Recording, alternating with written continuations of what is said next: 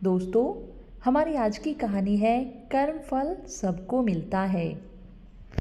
बेटा बनकर, बेटी बनकर, दामाद बनकर और बहू बनकर कौन आता है जिसका तुम्हारे साथ कर्मों का लेना देना होता है।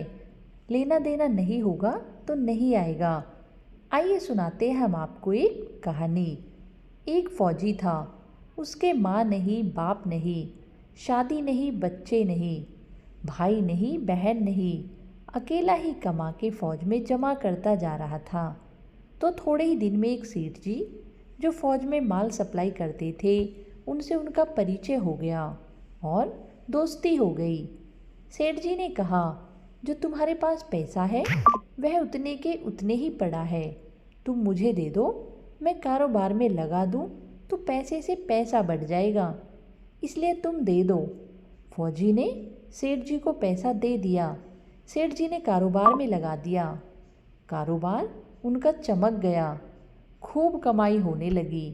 कारोबार बहुत अधिक बढ़ गया। थोड़े ही दिन में लड़ाई लग गई। लड़ाई में फौजी घोड़ी पर चढ़कर लड़ने गया।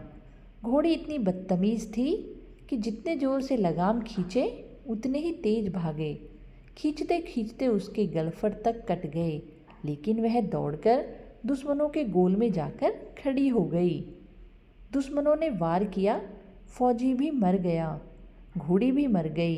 अब सेठ जी को मालूम हुआ कि फौजी मर गया तो सेठ जी बहुत खुश हुए कि उसका कोई वारिस तो नहीं है। अब यह पैसा देना किसको?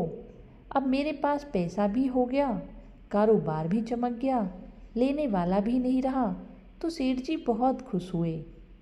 तब तक कुछ ही दिन के बाद सेठ जी के घर में लड़का पैदा हो गया। अब सेठ जी और खुश कि भगवान की बड़ी दया है, खूब पैसा भी हो गया, कारोबार भी हो गया, लड़का भी हो गया, लेने वाला भी मर गया। सेठ जी बहुत खुश। वह लड़का होशियार था, पढ़ने में समझदार था। सेठ जी ने उसे पढ़ाया लिखाया। जब तक वह पढ़ लिख कर बड़ा हो गया तो सोचा कि अब यह कारोबार संभाल लेगा। चलो अब इसकी शादी कर देते हैं। शादी करते ही घर में बहू रानी आ गई। उसने सोचा कि चलो बच्चे की शादी हो गई, अब कारोबार संभालेगा। लेकिन कुछ ही दिन के बाद बच्चे की तबीयत खराब हो गई। अब सेठ जी डॉक्टर के पास, हकीम के पास, वैद्य के पास दौड़ रहे थे। वैद्य जी जो दे रहे दवा वो खिला रहे थे और दवा असर नहीं कर रही थी। बीमारी बढ़ती ही जा रही थी, पैसा बर्बाद हो रहा था और बीमारी कट नहीं रही थी। पैसा खूब लग रहा है। अब अंत में डॉक्टर ने कह दिया कि लाइलाज मर्ज हो गया है। अब इसको असाध्य रोग हो गया है, यह बच्चा 2 दिन में मर जाएगा। डॉक्टर के जवाब देने पर सेठ जी निराश होकर बच्चे को लेकर रोते हुए आ रहे थे। रास्ते में एक आदमी मिला। कहा, अरे सेठ जी, क्या हुआ, बहुत दुखी लग रहे हो? सेठ जी ने कहा, यह बच्चा जवान था, हमने सोचा बुढ़ापे में मदद करेगा। अब ये बीमार हो गया। शादी होते ही हमने इसके लिए खूब पैसा लगा दिया, जिसने जितना मांगा उतना दिया, लेकिन आज डॉक्टरों ने जवाब दे दिया अब यह बचेगा नहीं, असाध्य रोग हो गया है, इसको लाइलाज मर्ज है।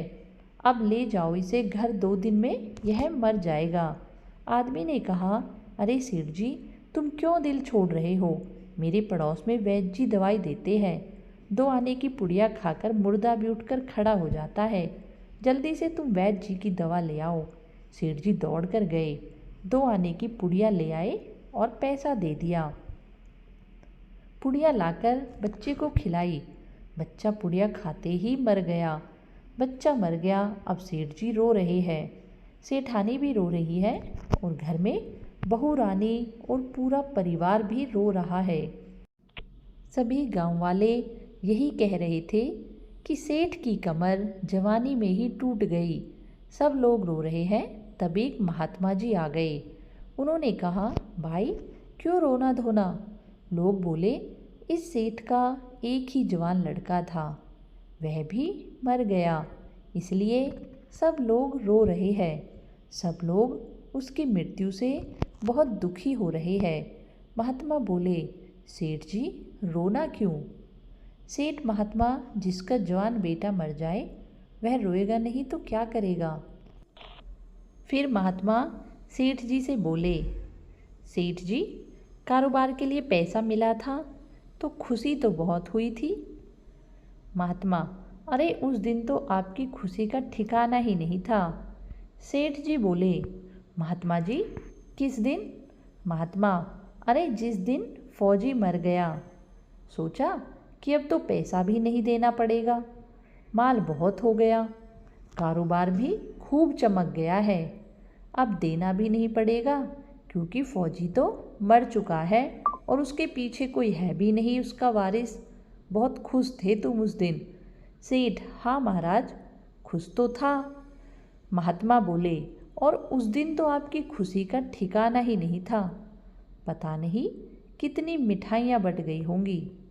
सेठ बोले, महात्मा जी किस दिन? महात्मा बोले, अरे जिस दिन लड़का पैदा हुआ था। सेठ बोले, महाराज लड़का पैदा होता है तो सब खुश होते हैं, मैं भी हो गया तो इसमें नई क्या बात है?